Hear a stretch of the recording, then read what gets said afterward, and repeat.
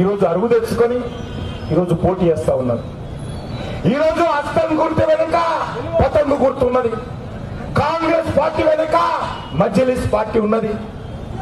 ఈరోజు మజ్లిస్ పార్టీ ఆడింది ఆటగా పాడింది పాటగా ఏ పార్టీ అధికారంలో ఉంటే ఆ పార్టీ పక్కన చేరి ఈరోజు హిందువుల మీద దాడులు చేస్తారు. నేను ఓల్డ్ సిటీలో పెరిగాను, యాకత్పురంలో చదువుకున్నాను. ఈరోజు ఓల్డ్ సిటీలో అనేక బస్తీలు ఈ మజ్లిస్ పార్టీ గూండాలు, ఈ మజ్లిస్ పార్టీ రౌడీలు, మరి అనేక మంది హిందువుల ఇళ్ళు ఖాళీ చేయించారు.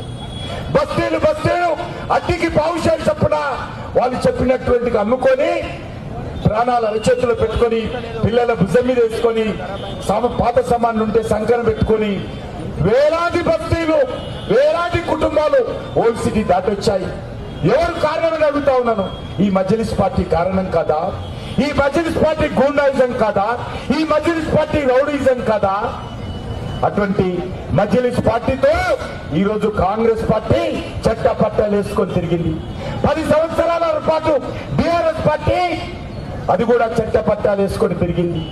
బీఆర్ఎస్ పార్టీ ఏ రకంగా కేసీఆర్ మాట అన్నాడు, నేను అసదుద్దీన్ ఓవైసీ ఒక ప్రత్యేక విమానం తీసుకొని దేశంలో నగరాలన్నీ తిరుగుతూ నరేంద్ర మోడీ గారికి వ్యతిరేకంగా ప్రచారం చేస్తామన్నారు. ఏమైపోయింది కేసీఆర్? ఎక్కడ పోయింది మీ ఓవైసీ? మీ సంఖలో నుంచి పోయి ఈరోజు కాంగ్రెస్ సంఖలో చేరింది కదా. పచ్చి అవకాశవాద పార్టీ, పచ్చి మతోన్మాద పార్టీ, పచ్చి గూండాయిజం పార్టీ, హిందువుల మీద దాడులు చేసేటువంటి పార్టీ, ఇలాంటి మజ్లిస్ పార్టీ ఎవరు అధికారంలో ఉంటే కేసీఆర్ అధికారంలో ఉంటే కేసీఆర్ భుజం మీద, రేవంత్ రెడ్డి అధికారంలో ఉంటే రేవంత్ రెడ్డి భుజం మీద ఈ పార్టీలు తిరుగుతాయి.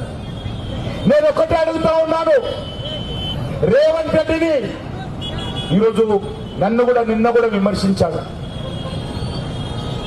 నన్ను విమర్శించు తప్పులేదు, కానీ హిందువులను అవమానం చెయ్యొద్దని అడుగుతా ఉన్నాను.